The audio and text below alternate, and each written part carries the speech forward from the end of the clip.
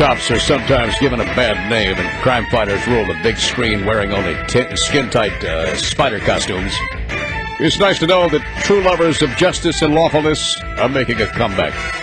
And with the new release of the 80s comedy drama Sledge Hammer on DVD, the ideals shared by Get Smart and Dirty Harry have come full circle, I think. We've got Sledge Hammer himself, David Rasche, on the phone. Hi, David. How are you? Trust me, I know what I'm doing. Yeah, trust me, I know what I'm doing. I heard that many times on that show. Yes, you did. David, it's amazing. You have a show like this, almost, over 15 years old. Yeah. And guys like me who watched it can remember many instances and many episodes on that show. It kind of sticks with you. Well, a lot of them involve, sort of classic comic situations, and those never die. And besides, Americans' appetite for violence is, as we know, bottomless. They love it. They absolutely. I mean, speaking of that, I remember one episode where there was on the roof of a building there was a sniper, and Sledge Hammer knew how to deal with this. Didn't he? Absolutely. Shoot at him. Yeah, but you took a bazooka, didn't you? You took the whole building down? That was, but the sniper was the bazooka, yeah, but that's true. Yeah, just took the whole building out. It was about a 15-story building, and the whole building went down, and I'm pretty sure I got him on that one. Yeah, well, you got the building anyway. He would never be able to climb that building again. No. There's another one where there was a guy who was standing on the ledge of a building who was about to commit suicide. He was going to jump. And that was another place where a gun really comes in handy. I remember that. Yes. He goes back in real fast. Now, when this show first started, Dave, it was a laugh track. But then, if I remember, it was sometime during the season that you guys dropped the laugh track, right? It was pretty close. Like maybe 6 or 7 or 8 shows into it, they dropped the laugh track. But it was a good thing because it was unnecessary. What we're trying to do is we were trying to have a show that looked like a regular cop show. Yeah. Just a plain old, you turn it on, you think, oh, there's a cop show, and then something really bizarre happens, and you can't believe that you've just seen that. So that was the idea. When you had a laugh track, then everybody knew. Yeah, and you did accomplish that. I mean, many people would turn it on probably thinking, right. What kind of show is a cop show? I'm ready for a cop show. And then you take down a building with a guy on top of it. Many people were thinking, hey, this guy's okay. Oh, we had the whole thing, yep. We had, guys in wheelchairs going down, stairs and, Reminiscent of O.J. in, what was that movie? Oh, that's right. Yeah, he did something like that. Yeah, it was after you guys did it, of course. Yes, absolutely. We did everything for the first time. Hey, is it true that, was it Alan Spencer, was he the producer of the show? He was 16 years old or something like that? No. He was about 30, I think, something like that. About 30 years old? Yeah. Well, he was 16 once. He was 16 like 14 years before that. Absolutely. He was, At one time he was 16. At one time he was 5. And that would have been amazing, too. Yeah. Producer, yeah. Hey, any good mail, any fan mail from people who were for or against such a gun-wielding TV character back in those days? Well, I had one lady wrote that she said, "Dear Mr. Rasche," she said, "I saw the show last night, and it was a very funny episode, and I was all set for lots of compliments."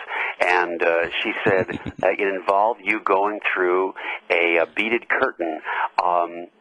Where did you find that beaded curtain? I've been looking for a beaded curtain like that for a long time, and I never knew where to look.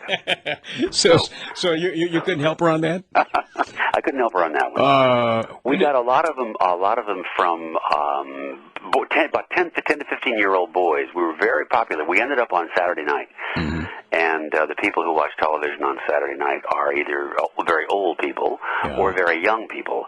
So we now have a bunch of 25-year-olds running around who were big sledge heads when they were kids. And at Thanksgiving, on Halloween, there were lots of sledgehammers running around trick-or-treating that year. After the DVD comes out, I think you may end up with that again. Are you getting recognized still, even after 15 years? All the time. And it's international. I mean, the guy, from Nicaragua, who parks my car. I had a couple. I was in Burlington, Vermont, in a 7-Eleven, and I walked in, and these two women started to giggle, and one of them said, "Are you an actor?" "Yes." "Are you a sledgehammer?" And it turns out that while I was watching Sarajevo being bombed on my television, they were in the basement watching me. And they didn't mind the gratuitous violence that was on your show at all. No, you know what? That really had to translate all around the world. You know, in Germany and in Africa and in Japan it was huge, and in New Zealand, it's really been quite a hit around the world. You know, you get a show like that, it has a cult following, and in some people's minds, and I have to admit I'm one of them, it will never go away. You know, when you were working on the show, did you go home at night and try to sleep only to hear, you know, Captain Trunk screaming, "Hammer!" Well, I still sleep with my gun. Okay, now that's my next question. And I still shower with my gun. You shower with your gun, too? I wouldn't be without it. Well, that answers my next question, actually. I also shower with my pistol. Go ahead. Okay. I was wondering about the relationship with Hammer and his gun. It was you really cared about your gun, unlike other detectives. No. Well, you know, they claim to. They have some affection for it, but mine was a real love affair. As a matter of fact, one of my favorite episodes was I think it was called what was it called? Haven't lost gun won't travel. I don't know, something like that. But my gun was gone. It had been lost or stolen, and I was desperate. I was absolutely bereft, and I went into a bar and told the bartender, and he said, "Boy, you must have lost somebody you loved." And I said, "Yep, she's gone." And he said, "Gee, that's a shame." I said, "Yeah, I can still see her smoke." He said, "Really?" I said, "Yeah, I used to hold her. I used to, you know, she'd get so hot she'd smoke." He said, "Really?" I said, "Yeah." And him not knowing that it was my gun, and then I finally got my gun back, and I went back into the bar, and he said, "Gee, you must have got her back." I said, "I sure did." And you know what? I think I'm going to go out and shoot her. So my love for my gun was an unending sort of vein of comic Yeah, it was, you know, I kind of understood that. I mean, it was you did have a beautiful gun. It was actually a very beautiful gun. Claims to, right? I mean, they're with them all the time. I mean, you look at any newspaper, and you know, 90% of the ads have guns in them. I mean, you know, every cop loves his gun. So let's just say it, and let's just do it. Yeah, Dirty Harry did not love his gun the way Sledge Hammer loved his gun. No, absolutely not. He didn't shoot enough for me. No, not at all. He was enough innocent people. He shot a lot of them. It was a wimpy show. There was hardly anything going on. The guy was not really tough. One more question. You know, the show, the intro had Sledge shooting directly into the camera. Now, that's changed, though, right? You know, I don't know. I didn't see it. Did they change that for some reason? I don't know why. Well, you know what happened was we didn't shoot right into the... What was going to happen was, first of all, the line used to be, "I may be crazy, but I know what I'm doing." That was the original line. And the network would not take...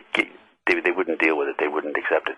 I actually think, "Trust me, I know what I'm doing," turned out to be better. Yeah. But what used to happen was I would turn around and I shot out the television. I would shoot, and there would be a break of glass, and everything would go black. Did they ever have that on? It seems like what happened was I shot a hole in the TV screen. Okay, that's it. Yeah. But it wasn't the kind of devastation that Sledge is capable of. Yeah. No. A little hole is not very much for Sledge, actually. Nothing. All right. Hey, David, thank you so much for your time. I know you're very busy. I'm glad you enjoyed the show. Very much so. And the DVD is out. Is it in the stores now? Yeah, it is. Oh, that's great. David Rasche, thank you so much, okay? Thank you. We'll see you later. Bye-bye. Okay, bye. David Rasche, who's Sledge Hammer. If you haven't seen this, believe me, if you like, I'm trying to think if I could say, I can't give you anything like this. It was, if you say, I want to see a show with gratuitous violence and a whole lot of it, but I do know that it's a parody, and it's a parody of Dirty Harry. Yeah, it's a great show. Sledge Hammer, David Rasche. And this is the BBC. 700 WLW traffic, and here's Chuck Ingram. Chuck.